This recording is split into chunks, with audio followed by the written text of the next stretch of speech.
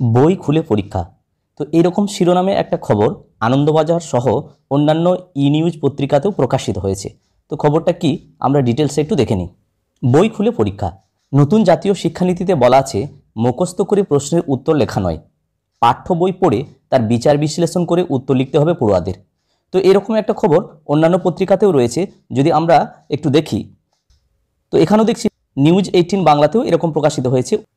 তো কি বলা হচ্ছে, পড়ুয়ারা বই খুলে পরীক্ষা দিলেও প্রশ্ন এমন হবে যে প্রশ্নের উত্তর পাঠ্য বইয়ে সোজাসুজি থাকবে না।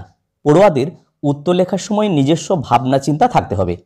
তবে অধ্যক্ষরা জানাচ্ছেন বই খুলে পরীক্ষা নেওয়ার বিষয়ে এখনও কেন্দ্রীয় শিক্ষা মন্ত্রক থেকে বিজ্ঞপ্তি জারি হয়নি।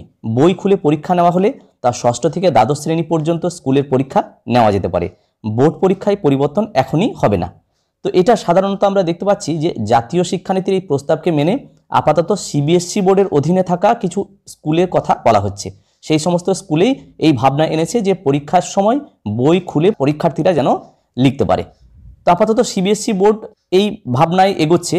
তো পরবর্তীতে দেখার কথা যে আমাদের রাজ্যের বোর্ডও এই জাতীয় শিক্ষানীতি মেনে আস্তে আস্তে ওই একই পথে এগোবে কিনা।